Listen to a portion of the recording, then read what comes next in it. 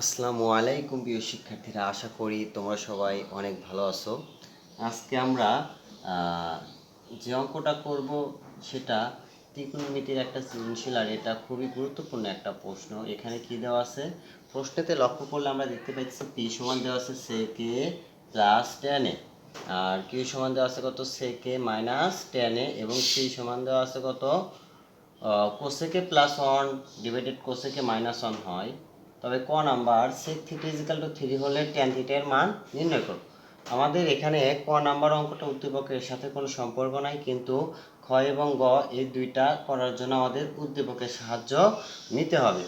আর এখানে নিচে আমাদের এই তিনটা অঙ্ক করার জন্য যে প্রয়োজনীয় সূত্রগুলো লাগবে সেগুলো নিচে দেওয়া আছে। তোমরা অবশ্যই এগুলো আগে ভালোভাবে আয়ত্তে আনবা, তারপরে এই প্রশ্নটা সমাধান করার চেষ্টা করবা, তাহলে খুব ইজি মনে হবে আর কি। আমরা এখন ক নাম্বার প্রশ্নটা সমাধান করি। দেখো ক নাম্বার কি আছে, ক নাম্বার দেওয়া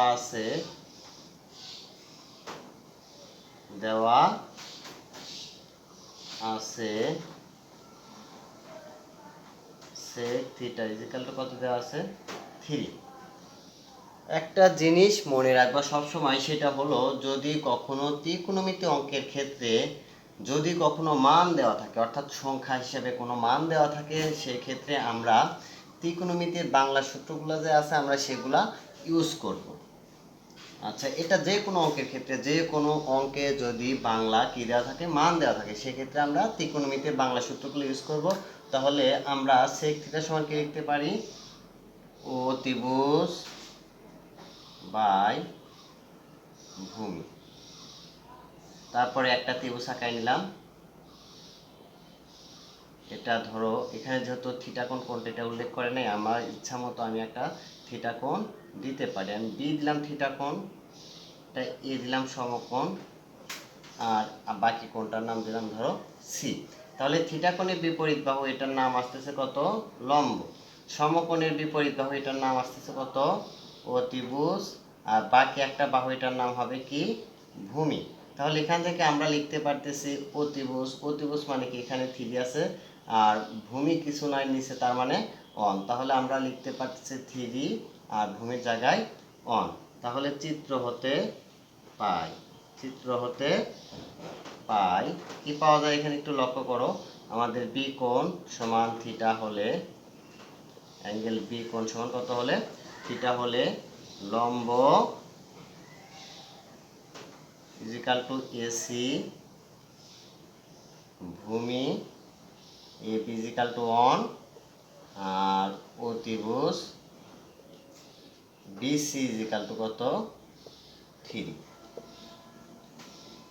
আমরা একটা সূত্র জানি, সেটা হলো পিথাগোরাসের উপপাদ্য। কি জানি, আমরা জানি অতিভুজ স্কয়ার ইজিক্যাল টু লম্ব স্কয়ার প্লাস ভূমি স্কয়ার। আশা করি একটু ক্লিয়ার। এখানে অতিভুজ কত দেওয়া আছে দেখো, অতিভুজ 3, তারপর কি দিতে পারি স্কয়ার। লম্ব কত দেওয়া আছে, লম্ব এখানে কিছু দেওয়া নাই, এ সি স্কয়ার, প্লাস ভূমি কত দেওয়া আছে অন, তারপরে স্কয়ার। তাহলে এখানে 3 স্কয়ার, 3 দুইবার গুণন দাও, 3 গুণন 3, তার মানে কত আসে 9 a c square, plus on দুইবার গুণন দিলে অন অক্ষে অন। আমাদের উদ্দেশ্য লম্ব বের করা, কারণ ট্যানের ক্ষেত্রে আমাদের সূত্র জানি লম্ব বাই ভূমি। তাহলে লম্ব বের করতে পারলে আমাদের ট্যানটা বের হয়ে যাবে। তাহলে আমরা এখানে কি করব, আমরা এখানে a c square plus on, এটা বাম সাইডে আনলাম, 9 ডান সাইডে নিয়ে গেলাম। আমাদের উদ্দেশ্য এসি বের করা, তাহলে অন রাখা যাবে না। অন আছে কি অবস্থায়, এখানে অন আছে প্লাস, এই সাইডে আসলে কি হবে মাইনাস। তাহলে 9-এর ভিতর অন বাদ দিলে কত 8 এ সি, এই স্কোয়ারটা এই সাইডে করে দিলে কি হবে রুট। 8কে যদি আমরা ভাঙাই তাহলে 2 দ্বারা ভাগ যায় 4 হয়, আবার 2 দ্বারা ভাঙলে 2 হয়। তাহলে এক্ষেত্রে আমরা লিখতে পারতেছি রুটের ভিতরে 2 গুণন 2 গুণন 2। আমরা জানি রুটের ভিতর এক জোড়া কোনো সংখ্যা থাকলে সেটা একটা বাইরে আনা যায়, একটা বাইরে আনলাম, আর একটা বিজোড় অবস্থায় আছে, তাহলে এটা রেখে দিলাম। তাহলে 8কে ভাঙাইলে আমরা পাইলাম কত 2√2। অতএব আমরা এখন ট্যান লিখতে পারি, ট্যান থিটা ইজিক্যাল টু কত লেখা যায়, লম্ব বাই ভূমি। অর্থাৎ এখানে দেখো লম্বের মান কত দেওয়া আছে, লম্ব দেওয়া আছে কত, লম্ব অর্থাৎ এই যে আমাদের বের হলো কত, এসি মানে কি লম্ব না, এসি বের হলো কত 2√2, তাহলে আমরা 2√2 দিতে পারি। আর ভূমি কিছু নাই মানে নিচে অন লেখার দরকার নাই, আমরা এটা এখানে অ্যান্সার দিতে পারি। আশা করি ক নাম্বার অঙ্কটার সমাধান তোমরা বুঝতে পারছো। এখন আমরা যেটা করব সেটা খ নাম্বার একটু দেখো, p square is equal to c. আমাদের এখানে খ নাম্বার অঙ্কটা করার জন্য কার মান প্রয়োজন, পির মান প্রয়োজন এবং সির মান প্রয়োজন। আমরা পির মান এবং সির মান উঠাই নিছি। এখন দেখো লেফট হ্যান্ড সাইড কি আছে, পির উপরে স্কোয়ার। আমরা এখন এখানে পির উপর স্কোয়ার বলতে কি বোঝাইতেছে, পির মানটা বসাই দাও, sec a plus tan a, তারপর কি দিবা, তারপর আছে কি স্কোয়ার।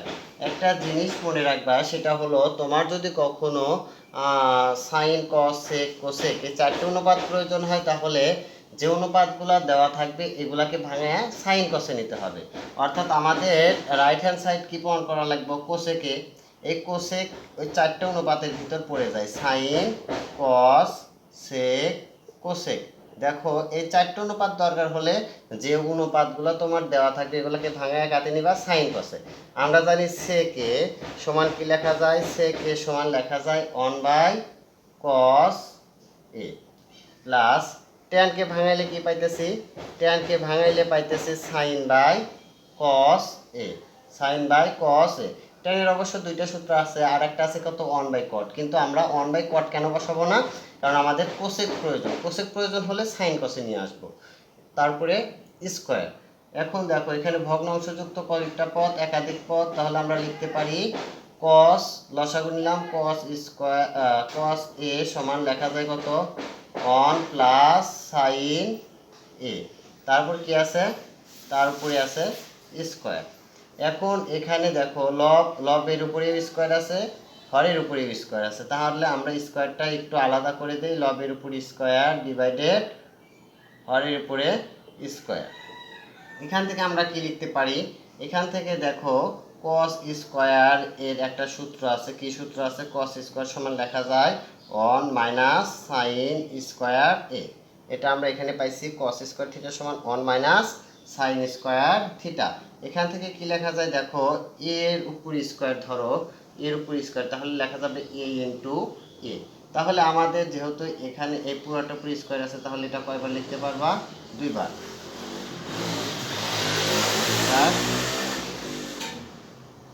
দুইবার লিখলাম। আর এখানে কার সূত্র হচ্ছে a square minus b square, a plus b into a minus b. সূত্র কোথায় পেয়েছি আমরা, দেখো এখানে লেখা আছে a square minus b square, a plus b into a minus b. এর জায়গায় আছে কত 1 আর বির জায়গায় আছে কত সাইন। এখান থেকে দেখো বন্ধুরা এটা কেটে যায়, আমরা কি পাইতেছি 1 প্লাস সাইন এ ডিভাইডেড 1 মাইনাস সাইন। আমরা একটু প্রমাণে লক্ষ্য করি, প্রমাণে লক্ষ্য করলে দেখতে পারতেছি আমাদের দরকার কি কোসেক। তাহলে সাইন থেকে কোসেকে যাওয়ার সূত্র আছে একটা, দেখো সাইন থিটা সমান লেখা যায় 1/কোসেক থিটা। তাহলে আমরা এখান থেকে লিখতে পারি 1 প্লাস 1/কোসেক এ ডিভাইডেড 1 মাইনাস 1/কোসেক। এখানে যদি লক্ষ্য করো তাহলে এখানে কি দেখা যায়, দেখো এখানে দেখা যাইতেছে উপরে ভগ্ন অংশযুক্ত একাধিক পদ। তাহলে ভগ্ন অংশযুক্ত একাধিক পদ থাকলে কি নিতে হয়, ভগ্ন অংশযুক্ত একাধিক পদ থাকলে লসাগু ভাগ নিচের মান, নিচে কিছু নাই মানে 1 কে কোসেক দ্বারা ভাগ দিলে কি এটাই থাকে, এটা উপরে 1 এর সাথে গুণ দিলে কোসেক এ প্লাস আছে প্লাস কোসেককে কোসেক দ্বারা ভাগ দিলে 1 অক্ষে 1, আমরা এটা পাইতেছি। নিচে দেখো নিচে ভগ্ন অংশযুক্ত একাধিক পদ, এখানেও কি যায়, এখানেও লসাগু নেওয়া যায়। তাহলে এই ক্ষেত্রে আমরা পাইতেছি কত, লসাগু ভাগ নিচে কিছু নাই মানে 1 দ্বারা কোসেককে ভাগ দিলে কোসেক 1 এর সাথে গুণন কোসেক এ, মাইনাস আছে মাইনাস, লসাগু ভাগ নিচের মান সেম, দেখো সেম হলে কেটে গেলে 1 যে 1 এর সাথে গুণন 1 অক্ষে 1। এখন যদি আমরা একটু লক্ষ্য করি তাহলে এখানে দেখতে পারতেছি এখানে অনেকগুলা ভাগ বিদ্যমান, তার মানে এখানে কি আছে বড় ভাগ থাকলে কি করা লাগে, বড় ভাগ থাকলে গুণন করতে হয়, কি করতে হবে, গুণন করতে হবে।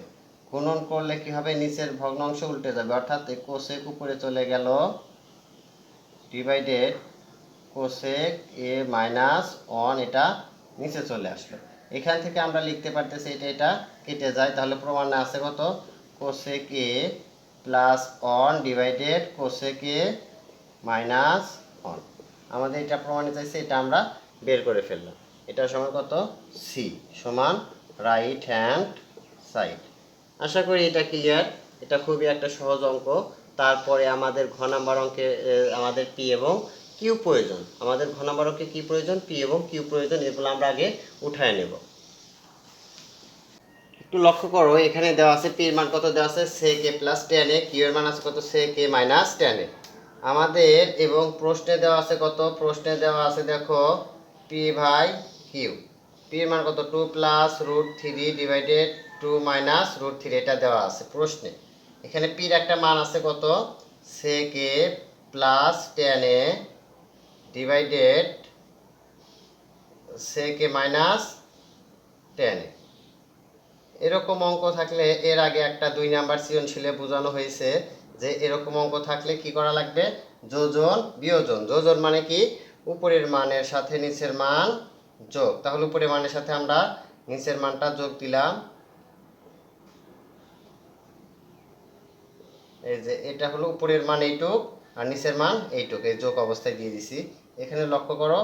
আর বিয়োজন মানে উপরের মানের সাথে নিচের মান বিয়োগ, আগে উপরের মান উঠাইতে হবে, বিয়োগ নিচের মান। 2 নাম্বার সৃজনশীলে বলা হয়েছে বিয়োগ চিহ্ন থাকলে যদি আসে তাহলে চিহ্ন চেঞ্জ করতে, এটা আছে প্লাস হয়ে যাবে মাইনাস, এটা আছে মাইনাস হয়ে যাবে প্লাস। এখান থেকে লিখতে পারতেছি 2 plus root 3 plus 2 minus root 3, অর্থাৎ উপরের মান যোগ নিচের মান। আর একটা লিখতে পারতেছি 2 প্লাস রুট 3, মাইনাসের জন্য চিহ্ন চেঞ্জ হবে 2 প্লাস রুট 3, এটা ছিল প্লাস হয়ে গেল মাইনাস, এটা আছে মাইনাস হয়ে যাবে প্লাস। এখান থেকে দেখো এই রুট 3 কেটে যায়, এখান থেকে এই টু কেটে যায়।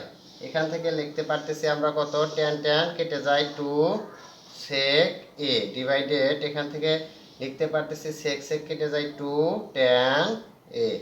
এখান থেকে কি লেখা যায় 4 ডিভাইডেড, এখান থেকে 2 রুট 3, এই একটা আর এই একটা, কয়টা হলো, দুইটা। দেখো এখানে লক্ষ্য করো 2 কেটে যায়, এখানে 2 অক্ষে 2 2 দুগুণা 4।